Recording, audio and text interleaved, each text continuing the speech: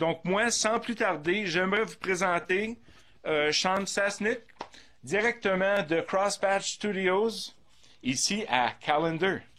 Salut gang, bienvenue à mon studio. Je, comme présentation, un peu, je vais vous parler un petit peu de moi-même. Comme mentionnait Gilles tantôt, j'ai œuvré beaucoup dans le domaine de la musique depuis presque 25 ans maintenant. J'ai eu la chance de partager la scène en tant que batteur percussionniste avec des artistes quand même d'assez grande renommée, beaucoup au Québec, beaucoup en Ontario.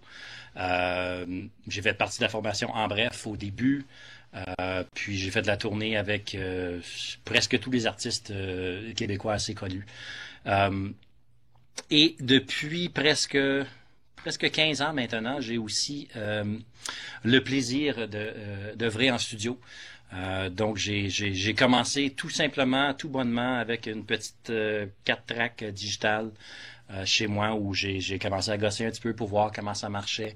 Et en travaillant sur d'autres disques avec d'autres personnes, j'ai souvent eu la chance de participer aux sessions d'enregistrement et aux sessions de mix. Et j'ai vraiment eu toute ma formation à moi personnelle au niveau technique. Tout est venu grâce à l'observation que j'ai pu faire et à des questions que j'ai pu poser.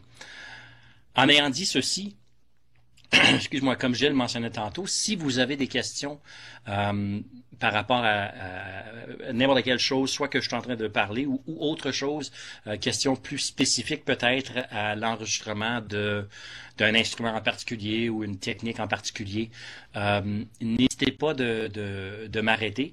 Je vais juste vous demander de vous identifier votre nom, votre école, juste pour que ça soit un peu plus personnel et je pourrais répondre un peu mieux peut-être à vos questions. Et comme je dis, n'hésitez pas à m'interrompre, j'ai une grande gueule, je parle beaucoup. Donc, ça peut être facile, ou plutôt non pas facile, ça peut être difficile de m'arrêter, mais je suis arrêtable. Ce qu'on veut faire un peu, c'est présenter un bref survol de toutes les choses nécessaires, les techniques nécessaires pour faciliter vos tâches, soit comme compositeur ou comme quelqu'un qui joue un instrument. Donc, je vais essayer de traiter de certaines prises de son au niveau de structure de gain, des termes un peu techniques, mais des choses qu'on cherche, qui sont des techniques de base.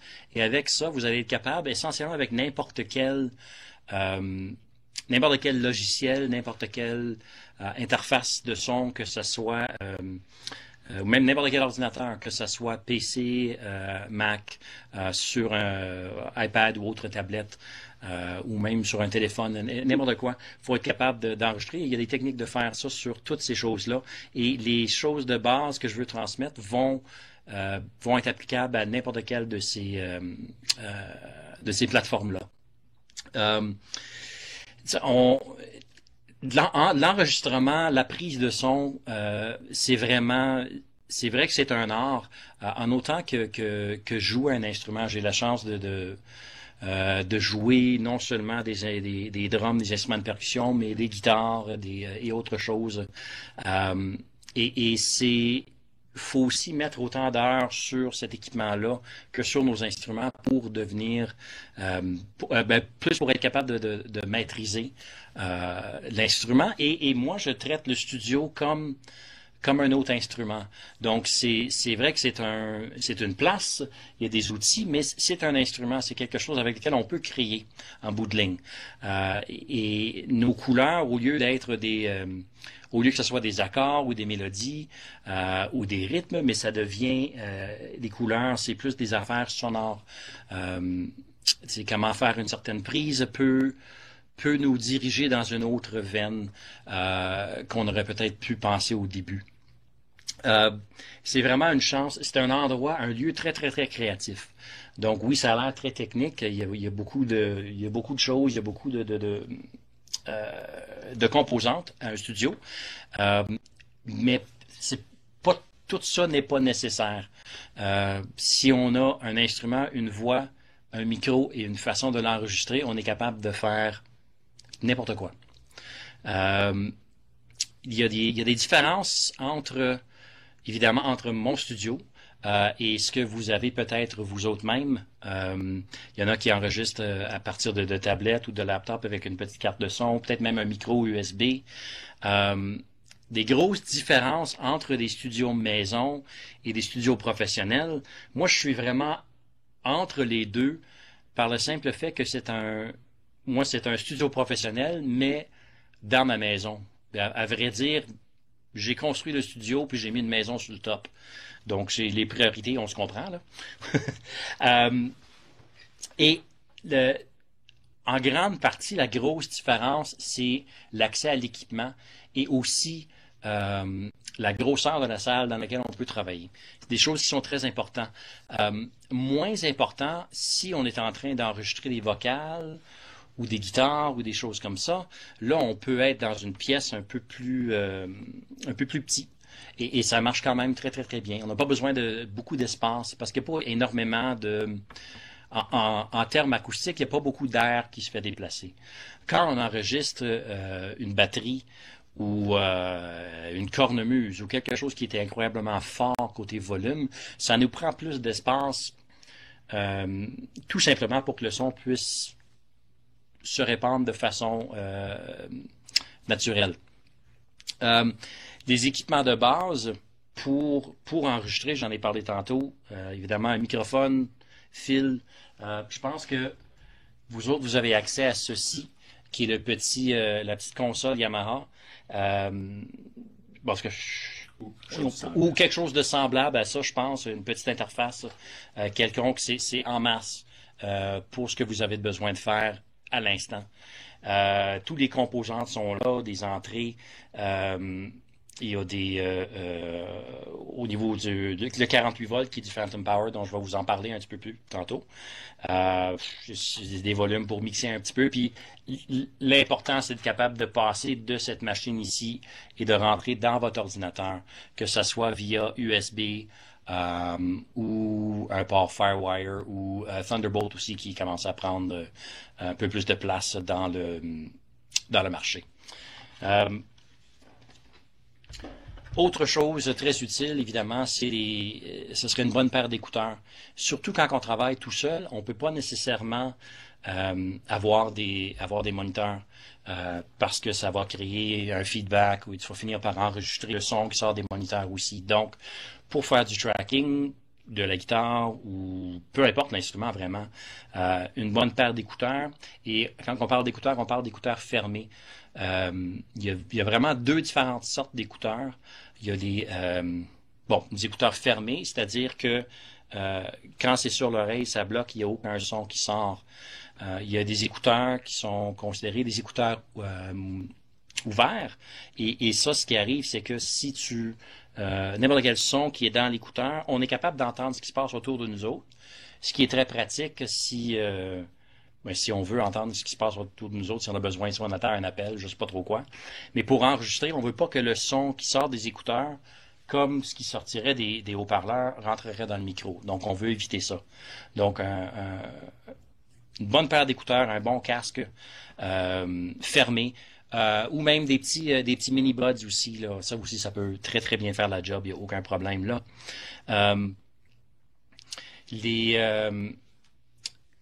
Dépendamment de qu'est-ce que vous avez comme équipement, il y a beaucoup de différentes sortes de microphones aussi. Dans ce qu'il y a les microphones des plus communs, un microphone dynamique, donc comme le SM58, des SM57, ça c'est des... microphone dynamique, c'est souvent et presque 100%. Ils ont une zone de captation cardioïde, ce qu'on appelle donc, ils enregistrent ce qu'il y a en avant du micro. Donc, dans cette zone ici, ils vont capter ça. Ils rejettent beaucoup ce qu'il y a en arrière. Et aussi un microphone dynamique, une autre chose qui est très utile avec ça, c'est qu'ils sont capables de prendre énormément de volume. Avant que la capsule se fasse saturer et qu'on ait de la distorsion. Donc, c'est un genre de microphone qui est idéal pour des percussions, pour n'importe quoi des brasses, par exemple, des saxophones, des choses comme ça, n'importe quoi qui a énormément de volume. Des micros dynamiques peuvent prendre le montant de SPL, ça c'est la pression sonore là, le volume. Ils peuvent prendre tout ça sans distorsionner. Ceci dit, le microphone dynamique n'est pas aussi n'est pas aussi précis par rapport à toutes les fréquences qu'on peut avoir. Il y a d'autres sortes de microphones, des condensateurs qui vont avoir une plus grande capacité de captation par rapport à les fréquences. Mais on peut tout faire avec un microphone dynamique. Ça, écoute, tu peux prendre un 58, un SM58, ce qui est celle-ci, qui est la norme depuis toujours pour les chanteurs sur scène. En studio, il y a même des personnes qui prennent encore ça pour chanter. Ils sont à l'aise avec ce genre de micro-là. Écoute, Bono de YouTube, depuis toujours, il chante avec un 58. Et c'est un micro de 125$, là, tu sais, puis il pourrait chanter dans n'importe quel micro. Donc, il n'y a rien de mal avec un bon micro dynamique. Autre chose qu'on voit, les microphones, des condensateurs. Bon, ça c'est quand je parlais tantôt, le SM58, c'est un micro à 125$. Un Neumann comme celle-ci, c'est un micro à 3500$. Donc, j'ai pas l'impression qu'il y a un paquet de vous autres qui vont sortir aller acheter un micro de 3500$. Et ce n'est pas nécessaire. Il y a des microphones condensateurs très abordables, 200-300$, vraiment, vraiment cool. Celle-ci, si on peut voir un petit peu en arrière, je sais pas si tu es capable, Gilles, de voir le petit rond qui est là. Et voilà. Bon, vous voyez, il y a des petits symboles ici. Ça parle de le pattern que le microphone peut, dans lequel il va capter les sons. Comme c'est là, il est sur un pattern cardioïde, c'est-à-dire qu'il va capter le son en avant. Les trois plus importants, tu as le cardioïde, tu en as un qui ressemble à si je le mets en bas ici, tu en as un qui ressemble à un petit 8. En tout cas, si vous ne le voyez pas, c'est pas grave, faites-moi confiance, il y a un petit 8. Ça, drôlement, ça s'appelle figure 8. Et ça veut dire qu'il capte en avant et en arrière, mais pas sur les côtés. Pourquoi est-ce qu'on voudrait se servir de cela? Si, par exemple, tu as deux chanteurs, tu peux en mettre un de chaque bord, ou si tu es en train de faire une prise de son où tu joues de la guitare et tu chantes en même temps. L'idée, ça serait de mettre le microphone un peu comme ceci pour être capable de chanter. Et vu que la guitare se trouverait ici, la guitare tomberait dans la zone où le microphone ne capte pas. Donc, tu risques d'avoir plus de séparation entre tes deux tracks.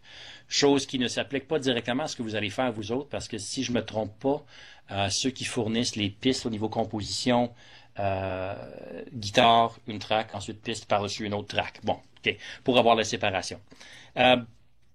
Autre pattern qui est important, qu'on voit souvent, c'est pas besoin de zoomer, Gilles, c'est correct, c'est un gros cercle. Ça s'appelle Omni. Et Omni, ça veut dire que le microphone enregistre partout, tout autour de lui. Donc, et aussi sur des micros comme ça, souvent, tu as ce qu'on appelle un pad. Par exemple, si tu es en train d'enregistrer encore une fois, il y a une source c'est un volume qui est très fort, on va vouloir mettre le pad pour atténuer un peu la source. Et souvent aussi, on va avoir un low cut en arrière de ces micros-là pour être capable d'enlever toutes les fréquences basses quand c'est pas nécessaire. Souvent, en chantant, on va mettre un low cut parce que pour entendre des fréquences en bas dans le cas de ce micro ici, en bas de 100 Hz, c'est pas super important. Même chose pour une guitare acoustique ou souvent des batteries, à part le bass drum. Donc ça, c'est des composantes de micro-condensateur. Donc, il est beaucoup plus sensible, c'est-à-dire qu'il est capable de capter des affaires beaucoup plus délicats comme son. Souvent, pour enregistrer des cordes, des violons, ou autres instruments à cordes, une harpe, des pianos, des condensateurs, c'est vraiment le fun parce que tu captes vraiment toute la gamme au complet de toutes les fréquences qu'il peut y avoir dans l'instrument. Autre type de microphone, ça c'est un micro à ruban. Donc, dans le cas d'un micro condensateur et d'un micro dynamique, il y a une capsule à l'intérieur. Ici, il n'y a pas de capsule telle quelle, il y a vraiment un petit ruban. Et ça, c'est une des plus anciennes technologies de microphone, mais qui commence à être de plus en plus cool. On voit des artistes comme Amy Winehouse ou comme Adele qui ont un son un peu plus rétro, un peu plus dark, si on peut le dire comme ça. Mais la majorité est faite avec des micros à ruban. Eux autres, leur capacité de capter certaines fréquences, des fréquences super hautes, sont pas, tu les captes pas beaucoup. Donc, il y a une atténuation qui se passe et le son devient plus rond, un peu plus smooth, si on peut le dire comme ça. Chose importante, quand je parlais tantôt du 48 volts, ça c'est ce qu'on appelle du phantom power. Il y a certains microphones qui ont besoin d'un courant de plus pour les faire fonctionner. Entre autres, les condensateurs, donc on tourne au condensateur, eux autres, sans le 48 volts, ils ne fonctionnent pas. Et le 48 volts, ou le phantom power, dans le cas de presque tous les interfaces, il y a un petit piton. Non, c'est beau, je vais me placer. Tiens, il y a un petit piton ici qui dit plus 48 volts. Ça, tu pèses là-dessus, puis il envoie du courant pour alimenter le microphone. Des fois, elle se trouve ici, des fois, il y a comme un switch en arrière. Mais peu importe. Mais la raison pour laquelle je vous parle de ça, c'est que pour un microphone dynamique, il n'y a pas besoin de 48 volts qui est assez. Le signal qu'il envoie, lui, il est correct. Si tu envoies du 48 volts à un microphone dynamique, il n'y a pas de problème. Ça ne crée pas de problème. Microphone condensateur, si tu n'envoies pas de 48 volts, tu n'entendras rien. Il ne fonctionnera pas, tout simplement. Donc, il faut envoyer le 48 volts. Microphone à ruban, et là, écoutez très, très, très bien. À moins que c'est un microphone à ruban actif, et c'est très rare des microphones à ruban actifs. Si tu envoies du 48 volts à un microphone à ruban, il va pas exploser, mais il va briser le ruban qui est à l'intérieur, et là, pas tout le temps, mais 85% des temps, tu envoies un 48 volts à un microphone à ruban, puis il va briser le ruban, puis le micro est fini. Il faut l'envoyer en réparation, faire changer le ruban ou remplacer le micro. Donc, il faut vraiment faire attention à ça. Donc, si vous êtes en train d'enregistrer quelque chose avec votre petite console, le 48 volts, il est allumé parce que vous venez de faire une prise de une guitare avec une belle microphone, un beau microphone condensateur. Assurez-vous de fermer le 48 volts à chaque fois que vous débranchez le microphone, surtout parce que si vous pluguez le microphone à ruban où le 48 volts est déjà alimenté, vous risquez d'endommager le microphone. Bon, je ne sais pas s'il y en a d'entre vous autres qui ont des microphones à ruban, mais voilà. Petite chose à savoir. Avez-vous des questions jusqu'à date par rapport au microphone? Je vais prendre ça comme un nom. Il existe d'autres sortes de microphones aussi. Ça, c'est encore une fois un microphone condensateur, mais c'est un condensateur à lampe. Donc, tout comme les amplis de guitare, il y a vraiment deux sortes d'amplis de guitare. Tu as des amplis solid state, puis des amplis à lampe. Mais il y a aussi les microphones à lampe. Donc, à l'intérieur du micro, il y a une lampe comme qu'il y aurait dans un ampli. Et ce que ça fait, les lampes, ça rajoute un certain ton, une certaine couleur aux enregistrements. Et ça peut être flatteur pour certaines choses et moins flatteur pour d'autres choses. C'est une question d'expérimenter. Le côté 48 volts pour un microphone à lampe, souvent, les microphones à lampe viennent avec leur propre système d'alimentation. C'est-à-dire qu'il y a une autre boîte qui envoie un courant spécial. Et la différence, souvent, je ne sais pas si si tu peux zoomer un petit peu là.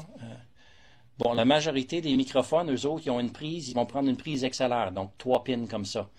Le micro à lampe ou les microphones qui ont à l'externe, il est capable de... Voilà, il y a plus que 3 pins. C'est ça, donc c'est un fil spécial. Et c'est comme ça qu'on sait qu'il y a une alimentation externe. Il y a toutes sortes de différents micros. Puis il y a des micros, ça c'est un microphone qui est stéréo. Donc il y a 2 capsules à l'intérieur qui se croisent comme ça. Et donc, il capte vraiment tout stéréo, puis il n'y a pas de problème de phase. Donc ça peut être utile, par exemple, pour enregistrer un piano, pour enregistrer, faire un overhead pour des drums, très pratique aussi. Des microphones qu'on appelle souvent des boundary microphones. Ça, c'est un microphone qu'on met à l'intérieur de quelque chose. Et souvent, c'est bass drum, cajon, des choses comme ça. Ou même en dessous d'un piano. Ça a très, très bien fonctionné à un moment donné pour moi aussi. Donc, il existe des tonnes et des tonnes et des tonnes et des tonnes de microphones. Petit outil qui peut être utile pour les batteurs, les drummers dans la gang. Souvent, vu que si on n'a pas la capacité de... Tu sais, si jamais tu te plugues dans quelque chose, premièrement, tu te plugues dans quelque chose, puis tu essaies de régler ton gain, puis tu peux pas le monter, puis ça clip, il y a déjà trop de signal. Dans le cas des petites consoles Yamaha qui sont fournies, c'est super cool. Il y a un petit piton ici qui s'appelle pad. Et ça, en rentrant le pad, ça ajoute je sais pas combien, mais je vais deviner probablement 20 dB. C'est 20? OK. Ça va couper le signal de 20 dB. Donc, vous allez avoir plus de contrôle pour ce qui rentre. Si votre petite console ou votre carte de son n'a pas de pad, ça existe des petits trucs comme ça. Et ça s'appelle un inline pad. Donc, tu mets ça entre le micro et ton câble XLR. Et tu peux choisir, dans ce cas ici, c'est 20, 30 ou 40 dB. Ça, c'est quelque chose que, comme je te dis, à moins que tu es en train d'enregistrer des drums avec un microphone hyper sensible, tu n'auras pas besoin de ça.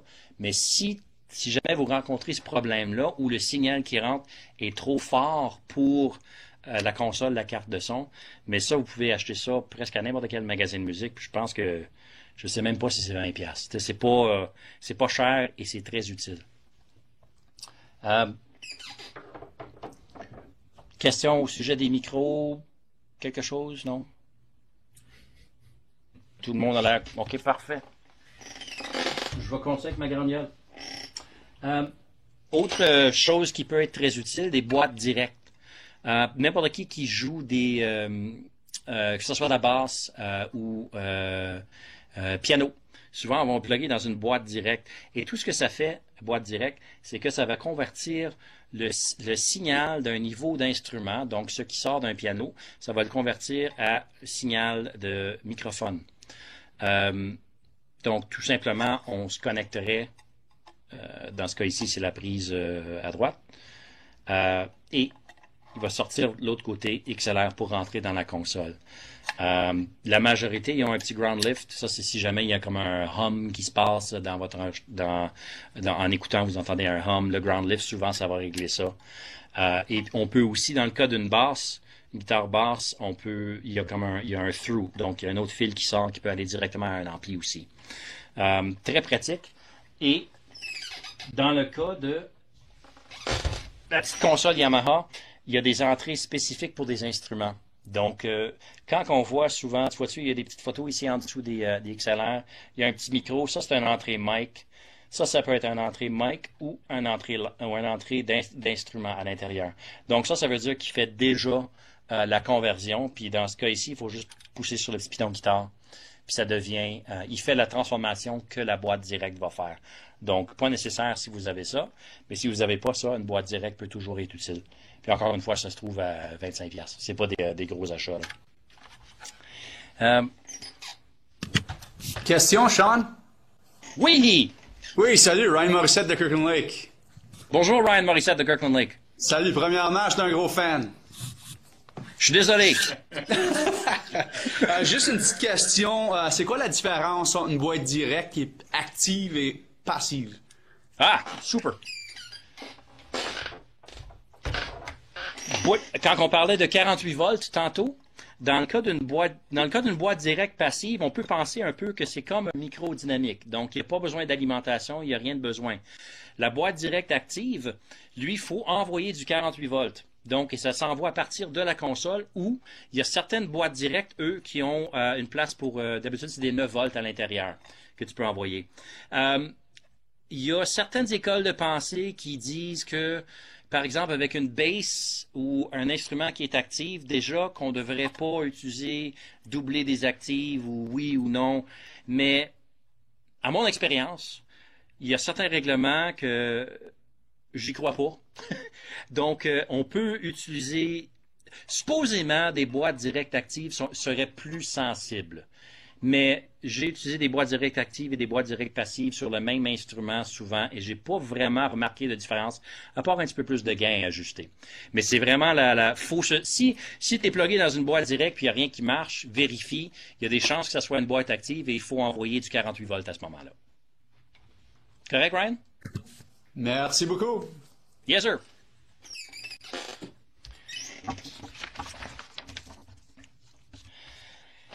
Une autre chose qui est super important par rapport à l'instrument microphone qui rentre dans un système quelconque, que ce soit une console, que ce soit la petite console, carte de son, c'est aussi l'environnement dans lequel on enregistre. Ce qu'on veut éviter à tout prix, c'est une salle où toutes les dimensions sont égales. Donc, si on parle d'une salle de 6 pieds par 6 pieds avec 6 pieds de haut, ça c'est la pire place au monde pour enregistrer. On veut essayer le plus possible d'éviter des murs parallèles parce que ce que ça crée au niveau de n'importe quel son, ça crée des réverbérations qui peuvent être moins agréables.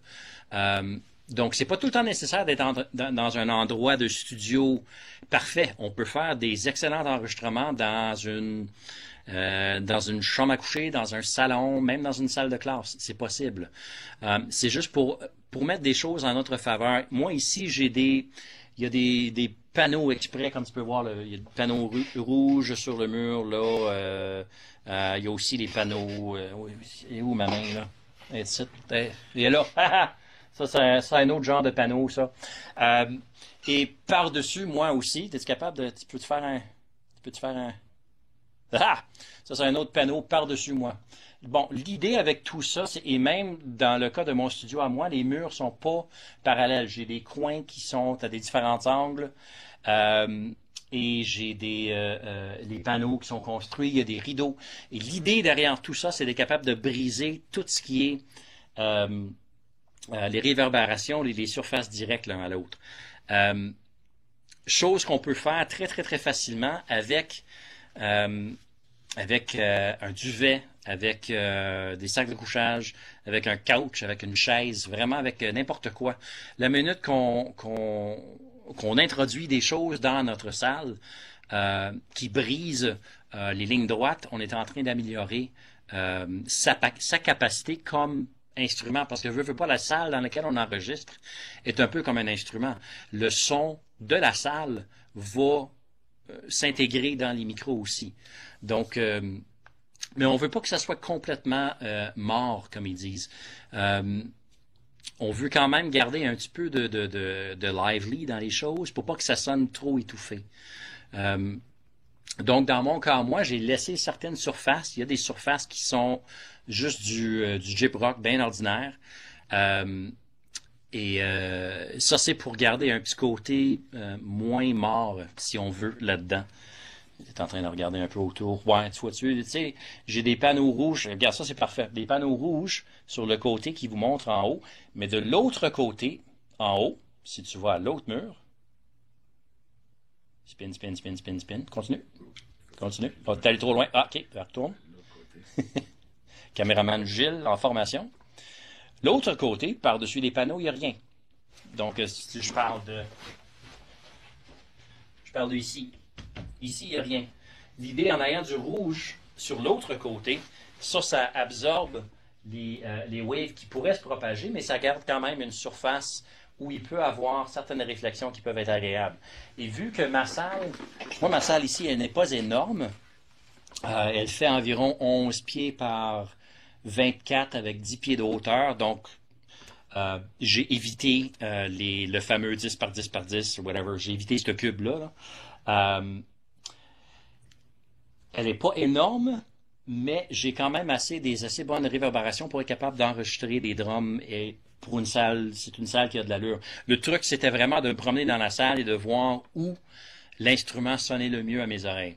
Ça, c'était le truc et ce qui m'a donné la position de drum qui est là-bas que je peux aller vous montrer tantôt.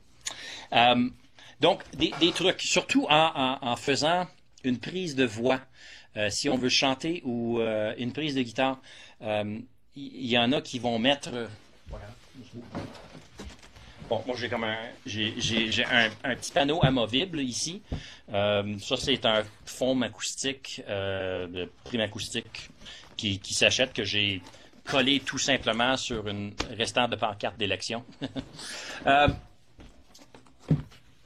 L'idée, il y a des gens qui pensent que bon, si je suis en train de chanter, mettons. Je suis en train de chanter, il y en a qui vont mettre un panneau ici. Mais un panneau ici, en chantant, ça ne sert pas vraiment à grand-chose. Parce que si vous vous souvenez, le microphone cardioïde, lui, il capte ce qu'il y a en avant de lui. Il ne capte pas ce qu'il y a en arrière.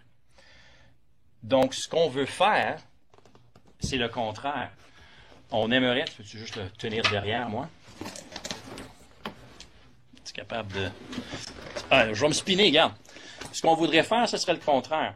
Parce que ici, les microphones captent comme ceci en avant. Ils ne captent pas ce qu'il y a en arrière, donc ce qu'il y a là-bas, c'est pas grave. Mais ce qu'ils risquent de capter, c'est les réflexions qu'il va y avoir du mur en arrière de moi.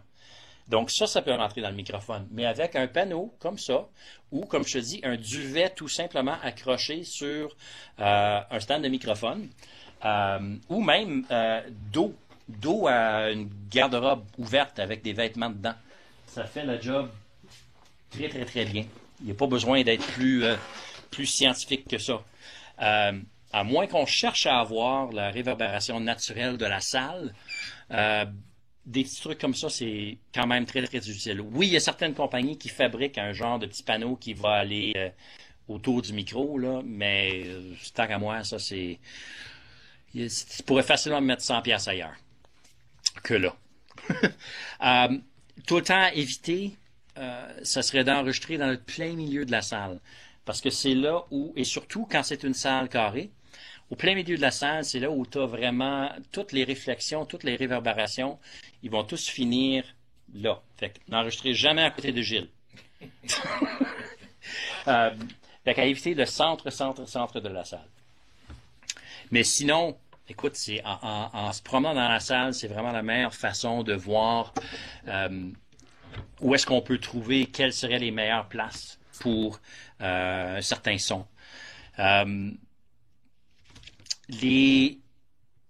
Moi, j'ai la chance d'être dans une place qui est insonorisée, que j'ai faite moi-même. Donc, les murs sont insonorisés, le plafond est insonorisé, j'ai pas de problème de bruit externe.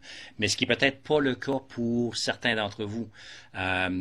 Si vous enregistrez dans une salle de classe, mais il y a tout le temps risque de le système de climatisation ou n'importe quoi, des petits bruits. C'est des choses, c'est drôle, on s'habitue à les entendre parce qu'on est là, mais c'est vraiment à éviter. Donc, si vous êtes en quelque part où vous êtes capable de, s'il y a de la climatisation ou une chaufferette qui fait du bruit, vous êtes capable de le fermer durant le temps de faire des enregistrements. Quand j'ai commencé mon studio, j'avais un appartement dans un sous-sol, puis la chambre était juste à côté de ma cuisine, puis j'utilisais la cuisine comme tracking room, mais il fallait que je déplogue le fridge pour faire des enregistrements. Puis il fallait que je ferme, j'avais comme une fan de même, il fallait que je ferme ça, parce que ça veut pas, ça changeait les ondes de son, ça bougeait les choses. Donc, d'être au courant des bruits ambiants, ne pas enregistrer avec une fenêtre ouverte, ce qui est pas trop un problème en ce moment, vu que c'est l'hiver, mais anyway, chacun son choix. Ça, c'est vraiment d'être au courant des bruits ambiants. Moi, ici, dans ma salle, j'en ai pas. Même mon ordinateur est incroyablement... il fait pas de bruit. Et ce qui est l'avantage souvent de certains... les tablettes, ça c'est génial, ça fait pas de bruit du tout. Les laptops, c'est pas trop fort, c'est ça qui est le fun aussi. Mais les grosses tours d'ordinateur avec les fans qui roulent, ça peut être bruyant des fois. C'est ça, chose à checker. Maintenant, si on va dans le cas de certains d'entre vous qui font la composition, vous allez envoyer des pistes de guitare, des pistes de voix. Je vais juste passer un petit peu de temps sur placement des microphones, qu'est-ce qu'on cherche, et au niveau de la batterie, qu'est-ce qu'on fait quand on a un microphone, deux microphones, plusieurs microphones, des choses à faire comme ça. Donc, je vais utiliser mon top modèle Gilles ici, qui lui va être mon guitariste. Passe une belle grosse guitare, Gilles. Yes! Là, je me sens à l'aise. Ça, je devrais-tu remettre ça plus proche? Ouais, peut-être. Microphone. Bon, ça c'est... Bon, en tout cas, c'est notre microphone. Bon. That's it? That's it. Bravo. Fini. Donc, là, j'ai un microphone. Ça, c'est un SM57. Vraiment dynamique, bien ordinaire, qui drôlement marche super bien sur une guitare acoustique. Mais on peut prendre, encore une fois, un beau condensateur aussi, si on veut. Les techniques de base pour enregistrer une guitare acoustique. Ce qui marche 95% du temps, tout simplement, c'est de trouver ce qui est le 12e fret. C'est là où il y a l'octave de la guitare. Et de trouver un endroit plaisant. Si on veut plus de présence, on peut être vraiment à quelques pouces de la guitare, comme ça, et ça va marcher très bien.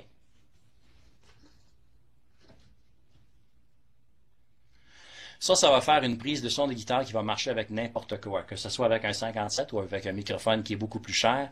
Ça va toujours fonctionner. Si on entend trop le son de les cordes, de la main qui bouge, par exemple. Si on a trop de ça, on peut s'éloigner et aller un peu plus vers le corps de la guitare.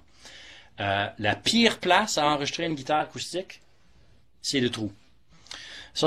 Avec ça, tu reçois comme un gros boom qui est pas du tout agréable. Les microphones n'aiment pas capter là. Une autre prise, souvent, qui est intéressante pour la guitare, crois-le ou non, c'est de le prendre en arrière ici, proche ce qu'on appelle le pont, le bridge.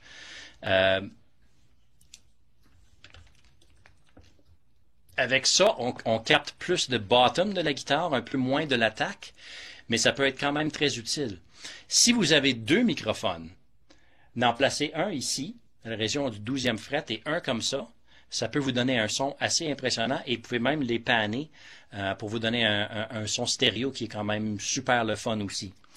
Une autre prise de guitare acoustique qui marche très, très, très bien, en combinaison, encore une fois, avec celle-ci.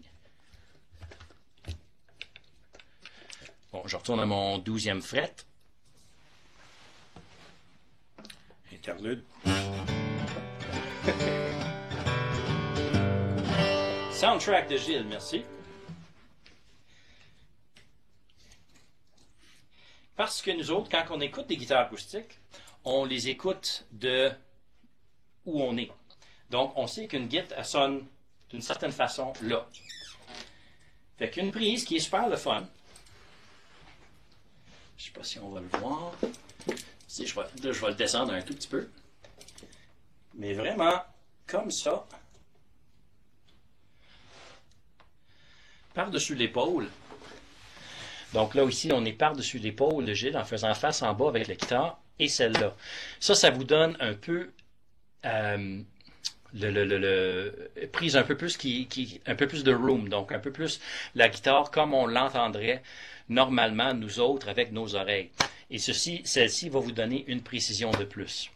Donc les techniques à deux micros de guitare, souvent c'est ça ou ça. Ou tout simplement, quand je vous parlais tantôt, un microphone stéréo, en avant de la guitare comme ça donne une guitare super large, qui est vraiment très plaisant aussi.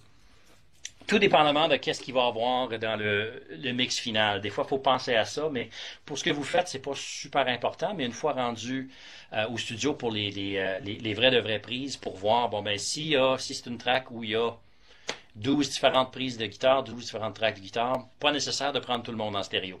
Un simple source mono, c'est cool. Avoir ça comme option aussi, ça peut être vraiment le fun. Cool. Merci Gilles. Merci.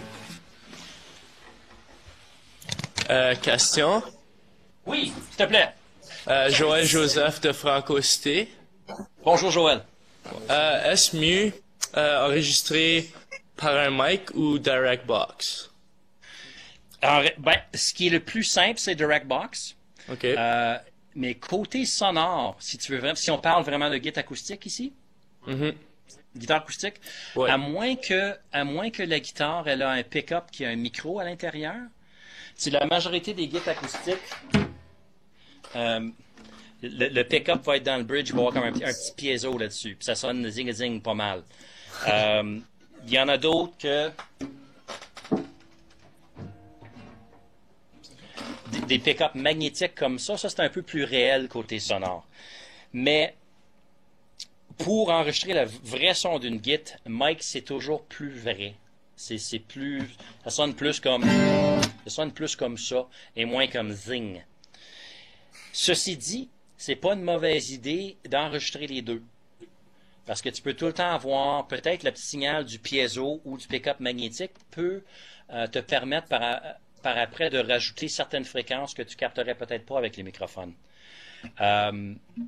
Donc, la réponse à ta question, pour avoir un vrai son de guitare acoustique, micro, mais le DI, c'est pas mauvais, mais d'avoir juste un son de DI, ça peut être laid.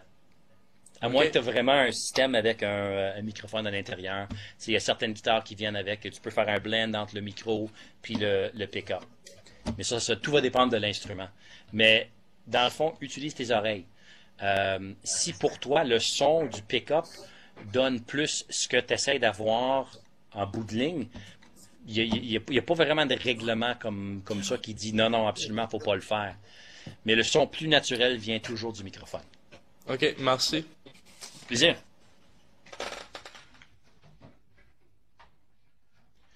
Vu qu'on est dans où suis-je? Je suis là. Vu qu'on est dans le département des guitares, pour ceux qui jouent de la guitare électrique, comment manquer un ampli?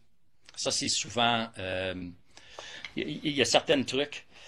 Excuse-moi. Il y a de plus en plus de modeling qui se passe aussi. Donc, avec les processeurs, il y a des AmpliTube, des espèces de plugins, des Guitar Rig sur l'ordinateur.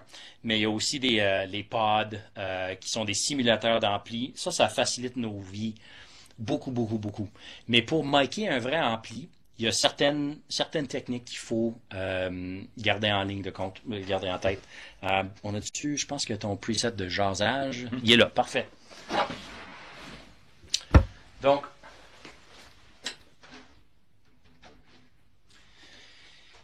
si super. OK. Donc, un ampli, bon, ben ça, c'est un 412, mais peu importe le montant de speaker que tu as, c'est pas grave. Chose de base, encore une fois, les microphones dynamiques, dans ce cas ici, sont extrêmement utiles parce qu'ils peuvent prendre énormément de signal avant de commencer à faire un overload. Donc, quand tu veux micer un ampli, tu veux pas être vraiment sur le cône et tu veux surtout pas être dans le centre.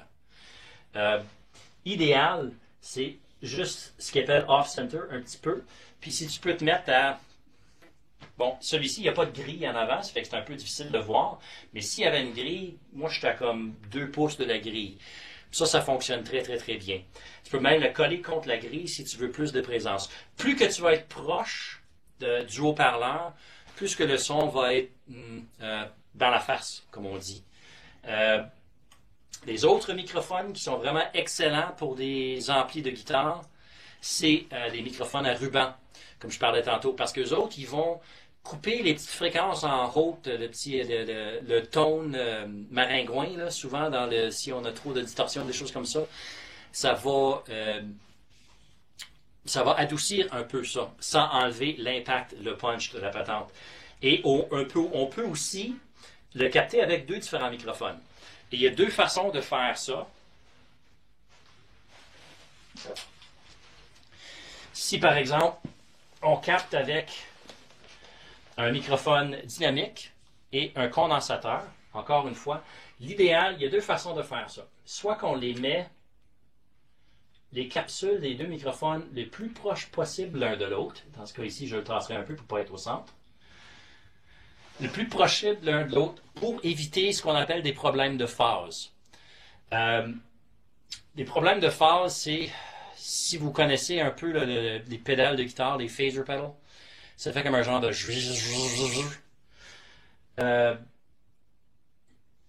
ça peut créer des problèmes au niveau de l'enregistrement. Donc, ce qu'on veut éviter, c'est ça. Mais en mettant les capsules à la même place, ça va vouloir dire que le son qui sort du haut-parleur arrive aux deux microphones exactement en même temps. Quand ils sont décalés, là, le son arrive à deux différents temps et ça va créer des problèmes avec les waves de son. Fait que soit le plus proche possible ou au moins 3 fois plus loin. Donc, si on voulait... ouais, c'est ça. Mettons, j'étais 3 fois plus loin. Donc, ici, tu aurais comme un son plus proche, plus présent, puis ici, tu capterais un peu plus le son de la salle. Un peu comme la même idée d'avoir le microphone par-dessus l'épaule de la guitare acoustique. En gros, c'est ça. Pour les amplis de bass ou la guitare basse, souvent, on va prendre le signal d'une boîte directe, mais rien n'empêche qu'on peut prendre le signal de l'ampli aussi. Et encore une fois, ça va être un peu plus touchy parce que là, il va falloir jouer avec la phase, mais ça, c'est plus rendu au mix, puis ça, je pense que c'est peut-être un peu plus... À moins qu'il y en a qui veulent que j'aille là-dedans, là, je vais sauter par-dessus ça, mais il va falloir aligner un peu les deux tracks. Fait que, voilà. Ce qui marche très bien pour un ampli de basse, ça serait comme un microphone de bass drum. Ça fonctionne très, très, très bien pour capter les fréquences à ce niveau-là. Pour ce qui en est de la batterie,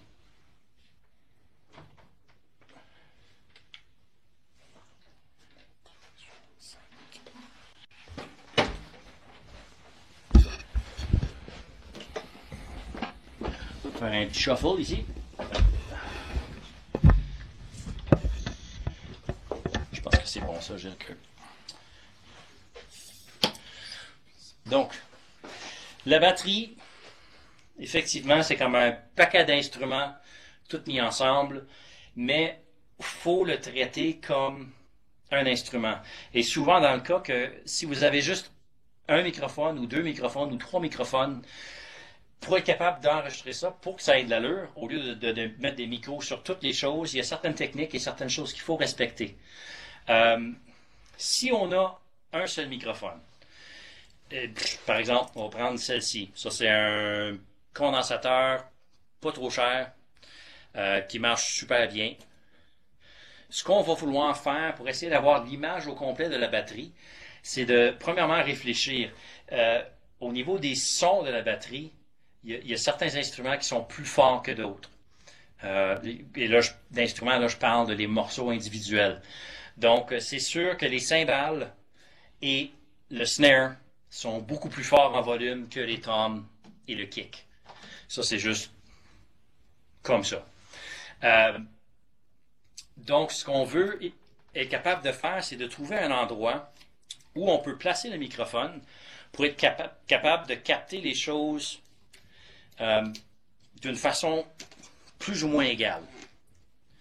C'est sûr qu'on se limite avec un microphone, mais quand on pense que à l'époque, quand les enregistrements commençaient à se faire, il n'y avait presque pas de microphone. Puis l'idée de le placement de microphone faisait tellement partie de la chose là, que c'est comme un art qui est perdu. Là, les gens vont mettre n'importe quoi n'importe où, puis ils vont juste espérer, puis on va tout le temps dire on va arranger ça au mix, ce qui n'est pas la bonne approche. Tant qu'à moi, anyway. Donc souvent, quelque chose comme ceci fonctionne très bien. Ça a l'air un peu weird, mais là, je suis peut-être à 2 pieds du plancher, puis je suis à environ 2 pieds du drum en avant. Avec ça, je vais capter tout ce qui se passe dans le centre. Donc, on parle du kick, le snare, ça va être là dans le centre, les toms, c'est pas pire, puis les cymbales sont un peu plus haut, donc ils vont passer un peu plus haut par-dessus le microphone. Donc, la balance pour le drum, comme ça serait pas pire pantoute. Ça va vraiment être correct. L'idée de ne pas juste le mettre en overhead, parce que ça, souvent, on voit des overheads, mais le problème, c'est en le mettant juste en overhead, là, on va manquer le bass drum, on l'entendra pas très, très bien. Ici, on a la chance. Puis ça, c'est un point de départ, ça. le meilleur outil que vous avez à votre disposition à ce moment ici, c'est vos oreilles. Donc, c'est une question tout simplement de, bon, peut-être j'ai pas assez de bass drum, qu'est-ce que je peux faire? Ben, je peux baisser le microphone. Le bass drum est en bas, mais on va aller en bas. Et qu'on peut tout simplement baisser le microphone. Puis là, naturellement, on va avoir plus de bass drum. Si on a besoin de plus de présence, on avance le microphone. Et s'il y a trop de bass drum à ce moment-là, ben, on le remonte. C'est vraiment avec les oreilles. Et c'est sûr que c'est beaucoup plus facile de faire ça à deux. En ayant quelqu'un qui joue en même temps, toi avec des écouteurs, pour déplacer le microphone, pour trouver l'endroit parfait où on a une belle balance pour le drum. Ça fonctionne très bien.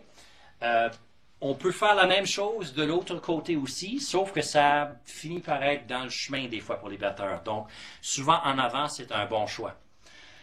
Si on a 2 micros à notre disposition, mettons notre condensateur, puis notre fameux SM57. Si on a 2 micros,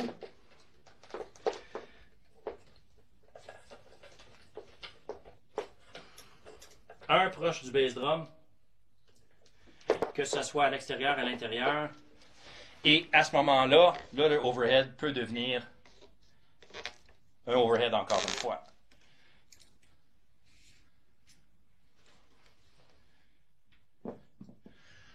Donc, une prise comme ça va capter à peu près tout ce qu'on a de besoin.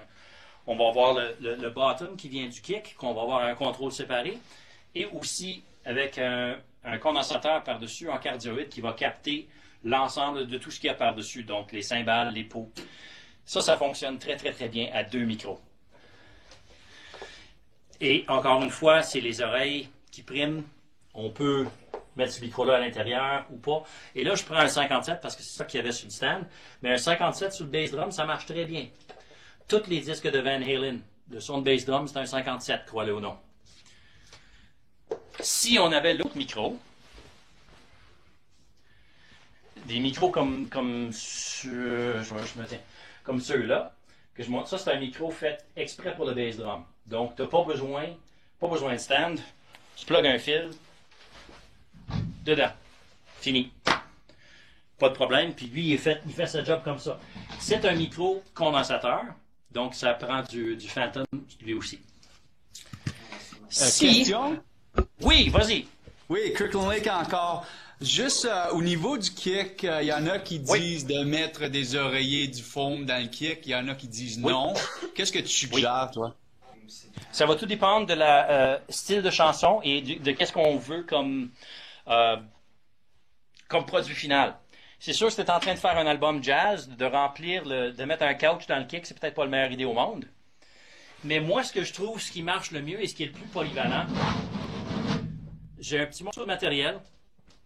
C'est pas un oreiller, c'est comme un restant de drap de théâtre que j'ai sans doute volé d'une école à un moment donné. Et tout simplement, à l'intérieur, qui touche à peine les 2 pots. Puis ça, pour 75% des choses que je fais, ça fonctionne très bien. Les ingénieurs sont contents. Si on cherche un son un peu plus rock, un peu plus précis, de rajouter un peu plus de stuff à l'intérieur, ça peut aider. Des oreillers, pour moi, ça n'a jamais marché. J'ai tout le temps trouvé ça trop. Donc ça, une serviette qui touche tout simplement les 2 pots, ça donne beaucoup de flexibilité au sonorisateur et même au niveau de l'enregistrement aussi.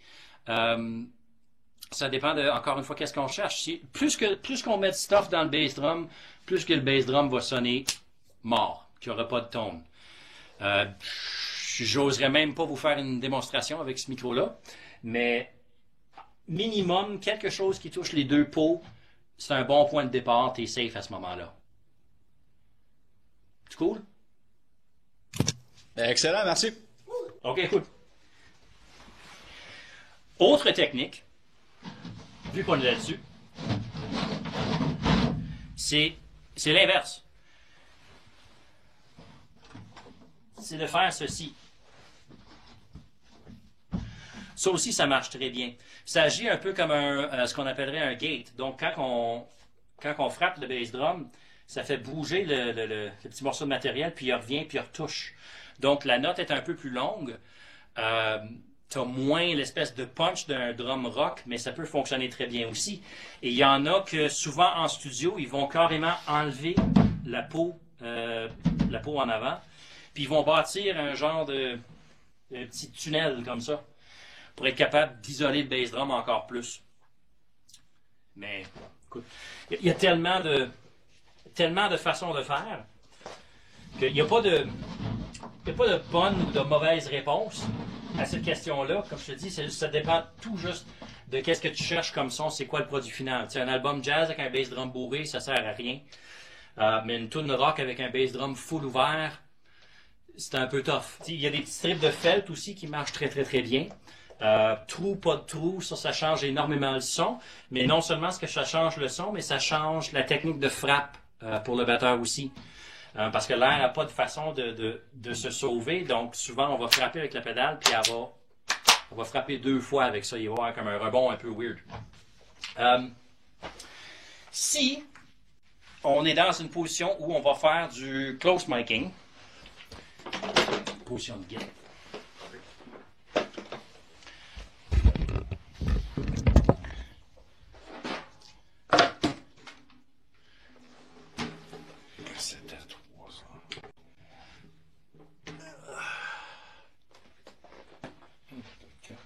Trouver, là?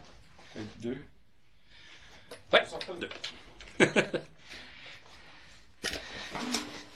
Si on est dans une position où on peut avoir plus que 1 ou 2 micros sur le drum et on est capable de faire une prise ce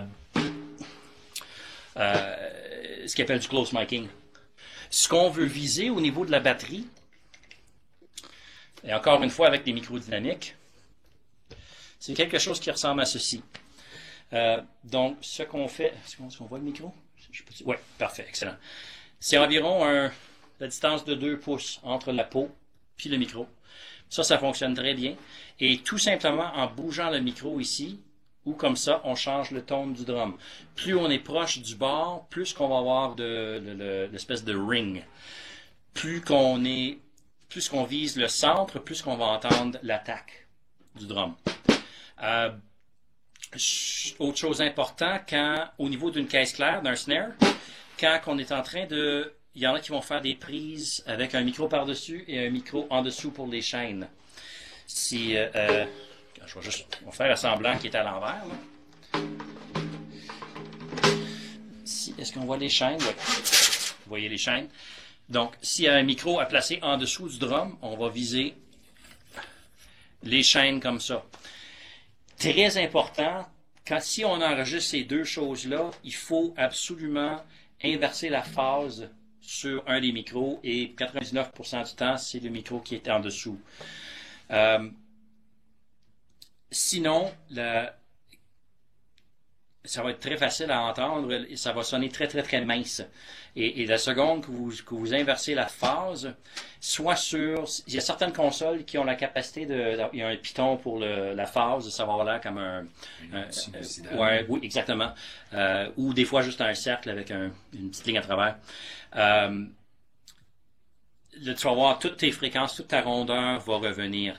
Et si vous n'avez pas la capacité à le faire sur la console ou en rentrant, mais dans le logiciel, il y a sans doute un piton en quelque part sur la console du logiciel où on peut inverser la phase. Sinon, certains plugins comme des EQ, ils vont aussi avoir un petit piton d'inversion de phase. Juste chose à garder. Et un autre truc, pour tous les batteurs qui sont à l'écoute et tous les ingénieurs de son,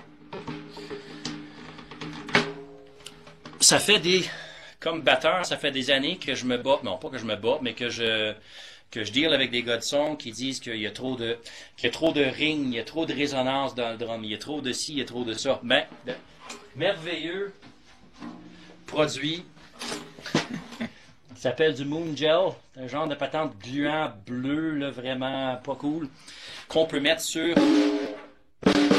un drum pour atténuer c'est la minute. Je ne sais pas si vous entendez la différence, mais entre ça et ça, ça doit sans doute capter. Mais si à vos oreilles, si vous êtes en train de jouer, puis pour vous autres, ça sonne super bien. Ça, c'est excellent. Mais le gars de son trouve que il y a trop de résonance. C'est pas une question de retourner le drum. Prenez le petit morceau bleu, puis mettez-le entre le micro et le drum. Tout d'un coup, le gars en avant, il va être heureux, il va te trouver comme si tu étais un dieu, puis tu viens de régler tous les problèmes du monde. Petit truc à part. Là, moi, j'aimerais ça ouvrir à vos questions. Parce que là, j'ai... Viens-moi donc sur mon...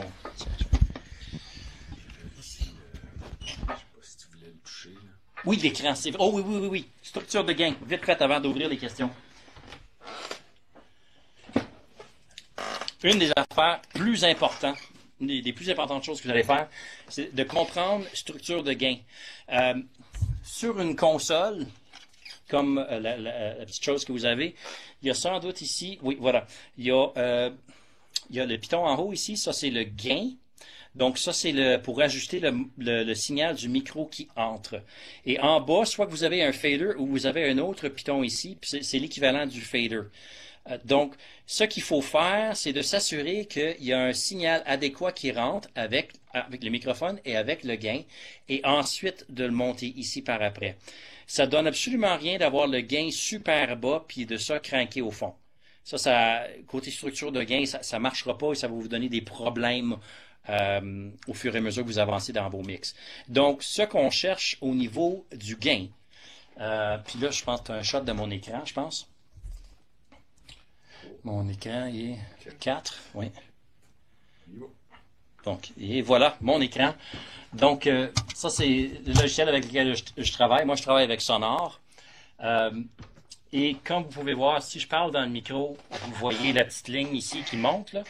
La petite ligne verte, tout le monde voit ça, je pense. En tout cas, j'espère. Sinon, faites semblant que vous voyez une ligne verte. Ce qu'on vise, c'est que dans le plus fort, quand on fait des check, moi, je suis en train de jouer avec le bouton du gain. Donc, si je le mets complètement au bout, là, ça frappe dans le rouge et dans le orange, dans mon cas. Ça se peut que ce soit une différente couleur pour vous autres, mais quand ça frappe dans le rouge, c'est pas bon. Ça, c'est une distorsion et une distorsion digitale, donc pas une distorsion le fun. Donc, ce qu'on veut viser, souvent, et les meters, souvent, il y a des chiffres en dessous. 0, c'est le rouge. Ce qu'on veut essayer de frapper, nous autres, c'est le -6, qui est le premier. Dans le cas de mon écran, c'est le premier qui est là. Donc, hey, ha,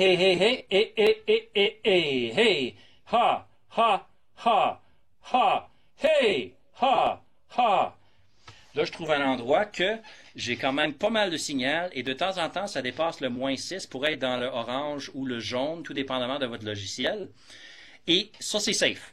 Là, tu n'as pas de problème que ça va piquer ou que ça va exploser ou que tu vas enregistrer des distorsions digitales.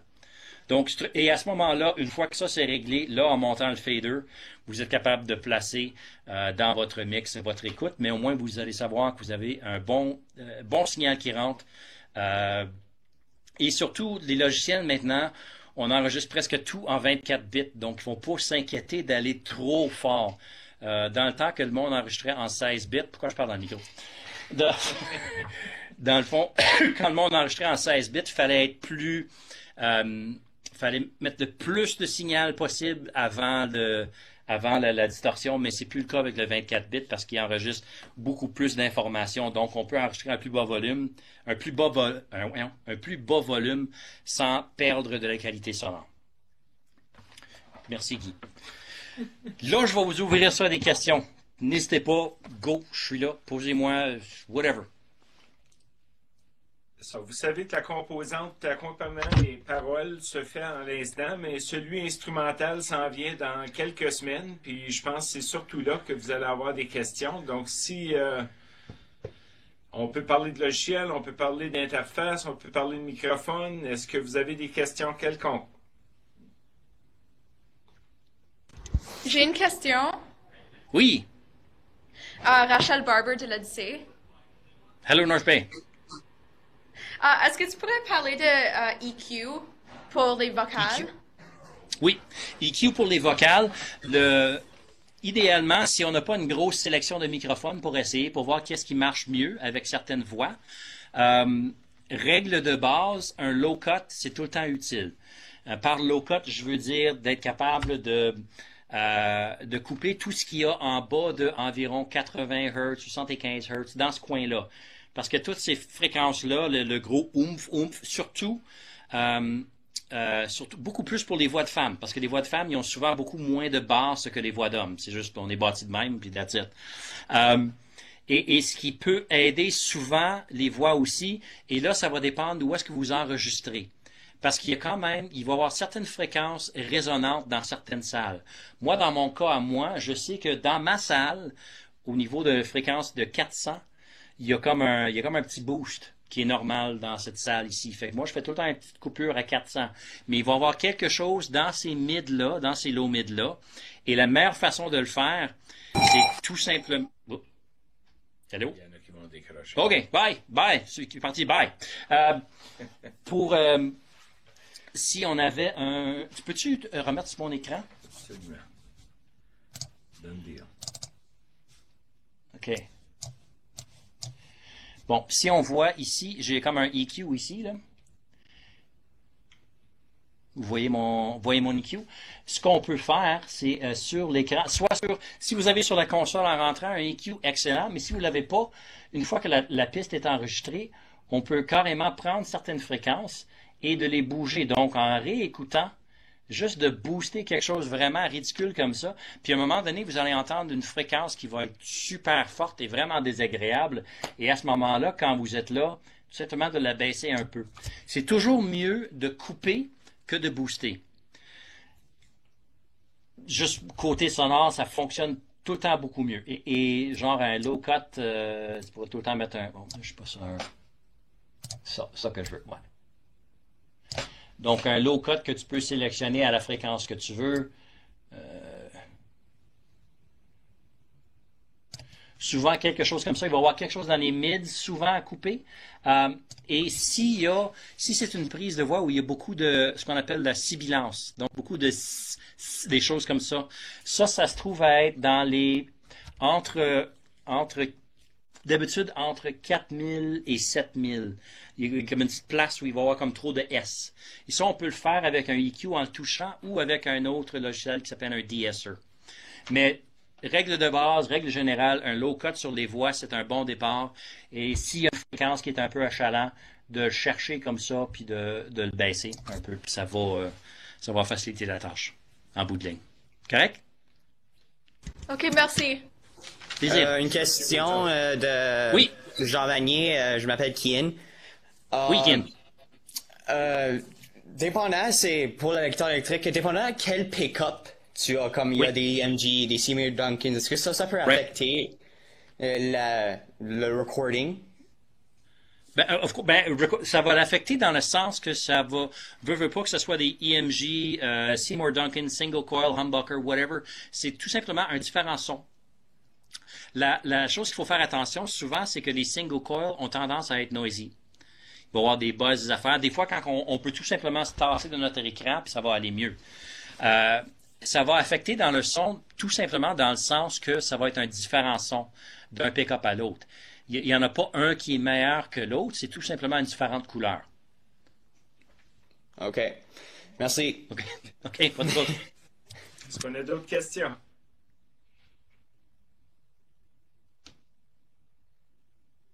Bon. Oui, nos questions? Ah ouais donc? Oui, juste une question au sujet de live à cette heure. Juste, est-ce que tu suggères encore de mettre un microphone devant l'amplificateur ou DI pour live? Guitare électrique, excuse. Oui, si la guitare électrique, elle a une sortie avec... excusez-moi, pas la guitare électrique, mais si l'ampli, elle a une sortie avec un simulateur de cabinet dessus, ça marche très bien. S'il n'y a pas de sortie de cabinet, là, tu vas entendre juste comme si la guitare est pluguée dans une pédale de distorsion directement dans la board, puis ça va sonner la chenoute. Ça sera pas cool. Idéalement, un microphone, c'est tout le temps winner. Mais il y a de plus en plus d'amplis, comme les amplis Line 6, qui ont une sortie exprès pour ça. Ils ont une sortie DI avec un simulateur de cabinet. Et ça, ce qui arrive, c'est que le gars en avant, il a beaucoup plus de contrôle sur le son. Donc, les deux peuvent marcher, mais jamais prendre une sortie directement de l'ampli, surtout pas une sortie de DI avant l'ampli, à moins que ça se fait maintenant, puis j'en ai une pour ces choses-là, une petite, bouge pas, c'est correct. Non, c'est bon. Moi, j'ai une DI ici avec un simulateur de cabinet.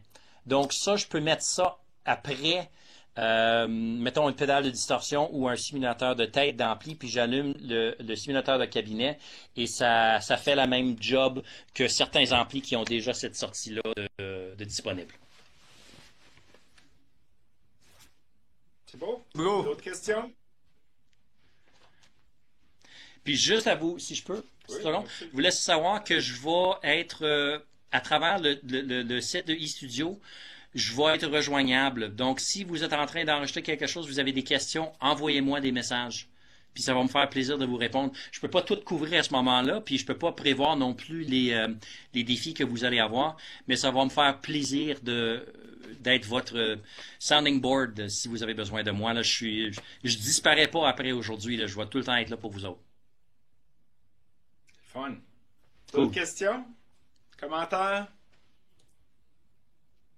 Donc, à mon tour, on va terminer. Moi, premièrement, j'aimerais ça qu'on donne...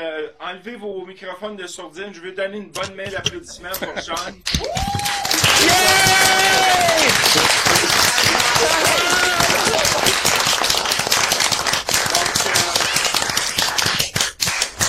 Merci à toi, Sean, de nous offrir cette formation-là. Je suis certain que les jeunes qui ont apprécié l'atelier vont retenir une tonne de choses. Je sais qu'ils vont oublier des choses, mais n'oubliez pas. On a enregistré la session, donc vous pouvez tout le temps retourner sur le site pour revoir la formation. Sean, comme il a dit, il va être avec nous tout au long du processus de eStudio. Avec le cours de EAV, les comptes que vous avez reçus, vous avez également les courriels de tous les gens qui font partie du projet. Donc, vous pouvez envoyer un courriel à Sean. Puis même, je pense à un temps, je ne lui ai pas dit encore, mais on va essayer d'avoir une session, peut-être un petit live pour 15 minutes ou une demi-heure ou quelque chose comme ça, un certain temps. Donc, on vous laissera savoir quel temps que vous pouvez jaser avec Sean sur des choses un petit peu plus pointues. Avec plaisir. OK? Vous pouvez également, comme je dis, voir l'atelier sur eStudio. Merci à toutes les écoles qui ont participé à l'atelier. Merci aussi aux responsables. J'apprécie beaucoup, beaucoup votre travail. Puis, on vous souhaite tout bon succès dans ce beau projet-là. N'oubliez pas que l'accompagnement et les paroles pour la chanson initiale a été repoussé au 20 janvier. Donc, créez. OK? On veut voir des chansons. Qu'est-ce qu'on a reçu à date? C'est super bon, mais je suis certain qu'il y en a d'autres aussi qui peuvent soumettre du matériel. Donc, encore une fois, merci à vous, puis bonne chance avec le projet eStudio. Salut! Merci, salut! Merci. Salut!